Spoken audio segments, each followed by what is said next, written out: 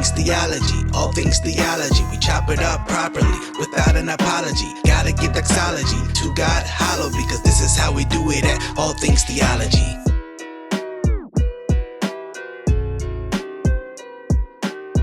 Yo, grace and peace, guys. Welcome back to another episode of All Things Theology, where I'm your host, Kdub. And today, I want to talk about Lecrae. I want to talk about deconstructing. And what does that mean? You know, you hear that a lot. But before we get into that, calm the brakes. Make sure you like this video. Subscribe to the channel if you're not. And as always, click the notification bell so you can be aware when I drop content. So, Lecrae has been very open and honest about his almost apostasy. And to one sense, I sympathize with him. I'm definitely not condemning him from that aspect, right? Being open about his struggles. That's cool. But he has stated he is deconstructing his faith. And if you look at what that means, we're going to talk about some of those things. It seems like, wow, you're embracing some form of Christianity that is unorthodox. You look at Lecrae's older albums and it's like very, very biblical and solid. And he kind of condemns a lot of that, rebel Christianity or that form of Christianity. He's actually he's done reviews of his old interviews, and you could tell he really does not like where he was in that space. And so he recently made a video, and hey, I want to deconstruct it. Let's get into it. What's going on, everybody? This is Lecrae and together.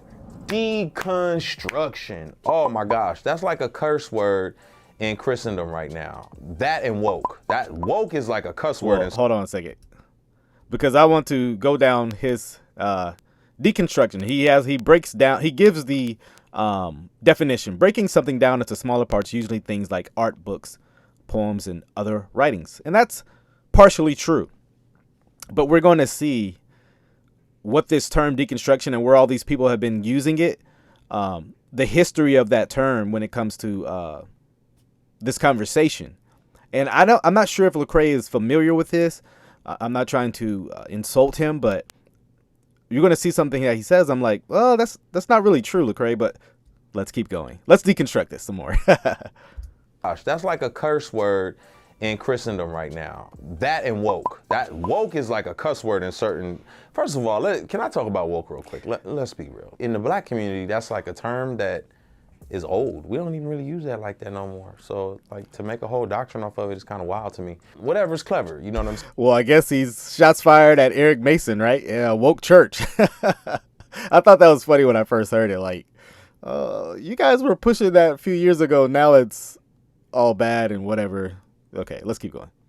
And like, it would be weird for me to be like, woke. It's like, that's so 2016. And so, bro, that was like 5-6 years ago. I mean, it's not long. I mean, all right, let's keep going. my mind, if y'all still using that, then y'all do you. My thought.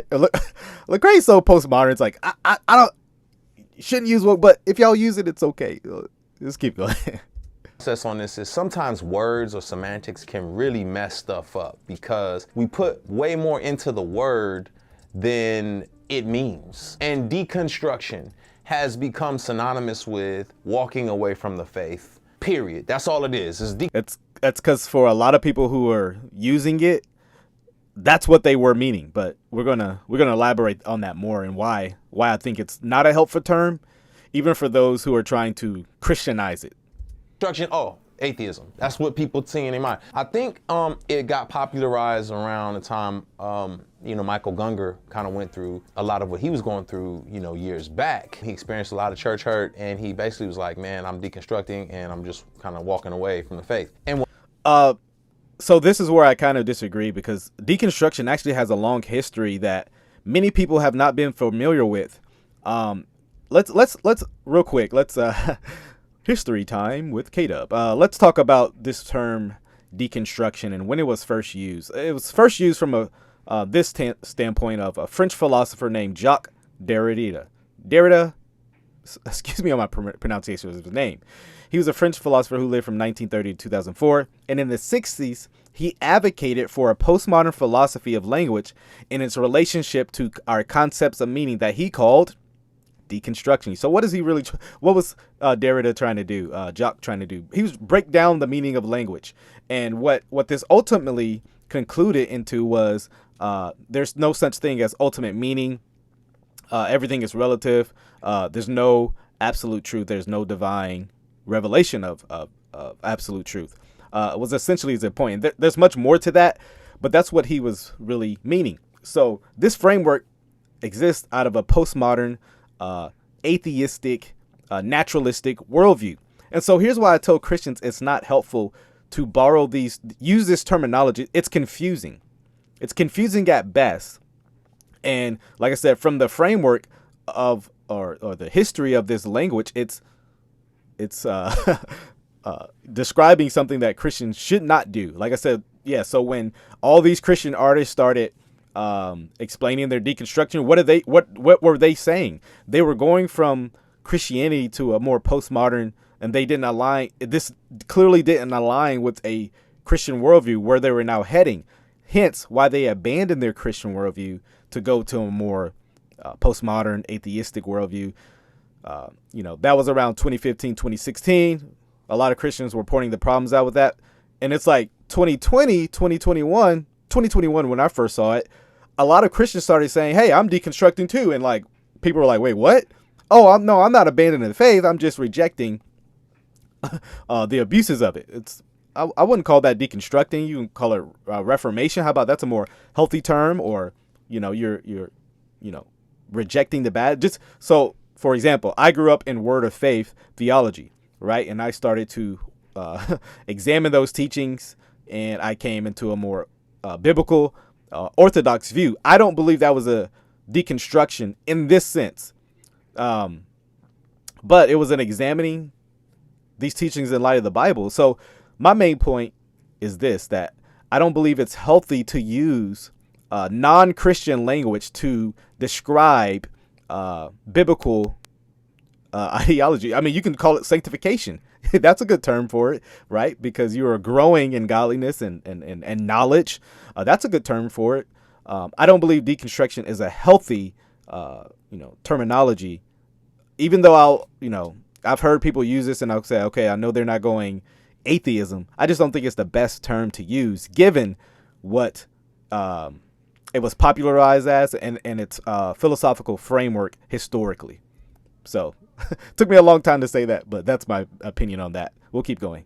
I have seen is that oftentimes people walk away from the faith or deconstruct or step outside because they have correlated that this institutional corporate, when I say those, I mean like capitalistic, money grabbing, culturally exclusive, politicized version of the faith is married to Jesus.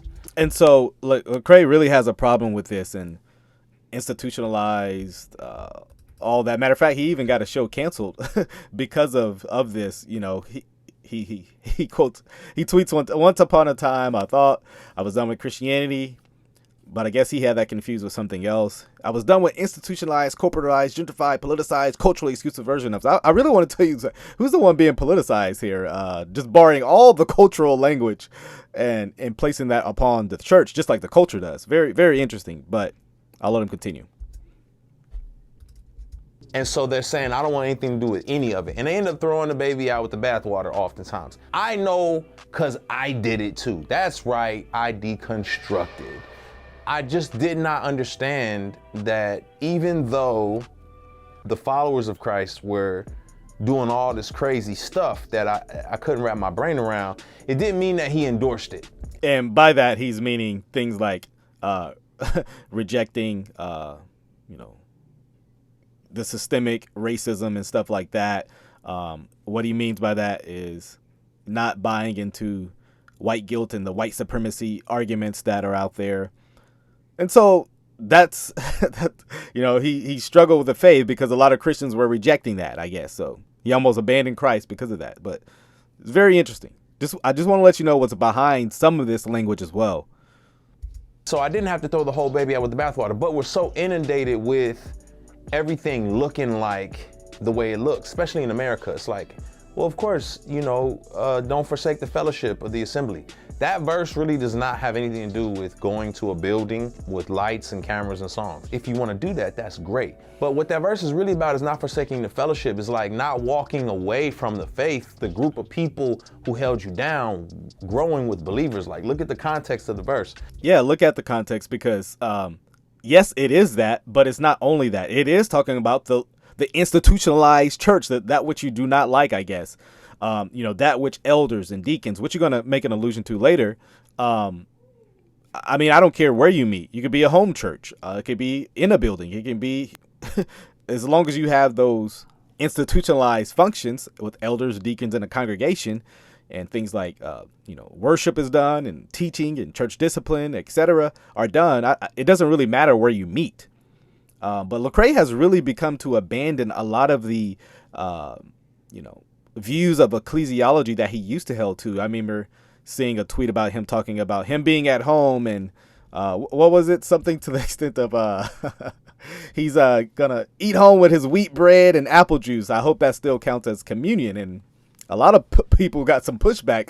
He kind of unified the church at large for a moment. And they were like, this ain't communion, bro. And so you can kind of just see the evolution or deconstruction of his views of the church even really are starting to sound unbiblical. So in America, oftentimes where we fellowship with believers is in this institution that is on Sundays in a building. Sometimes there's coffee and there's childcare. That's just kind of the way we've set it up. But that's not like, that's a description, not a prescription of what church is. Church is people. It's the body, right? You got elders, you got deacons, you got leaders, and you got people who... I think it's weird that he describes the church in a way that nobody would, no Christian would, well, no Reformed Christian especially would describe the church as, it's the building, it's where the coffee's made, it's where the childcare is done. So he describes the church in the worst language possible to make his point, because in the worst of the worst churches, I've never heard church described in that manner. I generally hear people saying the church is the body, the people. So very interesting why he would do that. Come together to grow. And when you're deconstructing, oftentimes for me, it was me saying, I don't like the infrastructures that these people have built that care more about money, that care less about people or marginalized people or poor people. And so I don't want anything to do with it. And you start looking like, well, where does it exist where it's better? And oftentimes, this is the woke stuff coming out. I can't use that word. Sorry. That's so 2016. Sorry. Yeah. You just don't see it because you don't have access to it. You haven't been exposed to it. But I've been very fortunate to travel the world and realize that there are broken people everywhere, but there are also institutions and infrastructures that do not look like what we have created here in America. It's not to say that they're better. It's just to say that they have different issues and different struggles. And I began to realize that the struggles that we have are not necessary in other places. What does any of this have to do with deconstruction? I mean, I'm like, when I was watching this video, I was just like, okay, yes, people have different struggles in different areas, but what does that have to do with deconstruction? But yeah, we'll let him continue. And so I was able to see the difference between the Christ of the scriptures and the Christ that we have kind of propped up as like a politicized, commercialized version. I think that's actually what you're doing, Lecrae, with all the borrowing of, secular, politicized language. I think that's an irony of the whole thing. This is, very strange given that. And I said, I don't want the politicized, commercialized stuff, but I do want Christ, and I do want his church, and I do want the fellowship and all of those particular things. So my heart goes out to everybody who's deconstructing because they're struggling through some hurt probably or some inconsistencies. But I would just, encourage you, God is real. God is here. I deconstructed only to reconstruct. Sometimes you got to tear down a moldy house and rebuild, but build on the... But I look back at the rebel stuff, and I would be curious to what particularly of that you are deconstructing, because much of that was biblical. So what particularly are you deconstructing from? You know, and often in light, Lecrae did do it here, so I'm not accusing him of this, but many people who do claim that they're deconstructing, the focus is on the deconstructing and actually not even the reconstructing. So even if you wanted to use that language, it's so much on tearing down and stripping away that it never gets to the quote unquote reconstruction, even in that. Foundation, that is Christ. And I know that's hard to see sometimes because when you Google, like, all right, church, you get the same people telling you the same answers. And it's a long, ongoing process. Listen, I want to dive deeper into this whole topic, and I'm going to do that on my Patreon. So make sure you subscribe to the Patreon so we can dive into this thing a little bit more. But I would just say this in the end, man, be encouraged, continue journeying. And it's okay to be on a journey, man. I understand it. I wrote a book called I Am Restored, How I Lost My Religion But Found My Faith. Check that out. I think it'll help you a lot in your reconstruction process. All right. Love. God bless. Yeah, so that's Lecrae explaining why he deconstruct, because he doesn't want to politicize Jesus. So I guess that's reason to deconstruct. Like I said, if you're going to be okay using the language, okay. But I do think you need to consider the fact that this has a long history of postmodern thought. If you want to check that out, I would encourage you to watch Elisa Childers. I believe that's how you pronounce her name. She did an interview with Neil Shinvey discussing some of the very things I've talked about right now, just the history of deconstruct. And ultimately, the conclusion, I believe, was it's not a good idea to use it, given the long history of the work and framework and things like that. Postmodernism isn't compatible with Christianity. So I just want to warn you guys on using language of this, even if you're going through the process, even what of Lecrae described. So hopefully this was helpful. Hopefully hearing my perspective. Feel free to share your thoughts. Let's talk about it. You guys know how we do it here at All Things Theology. Till the next time, grace and peace.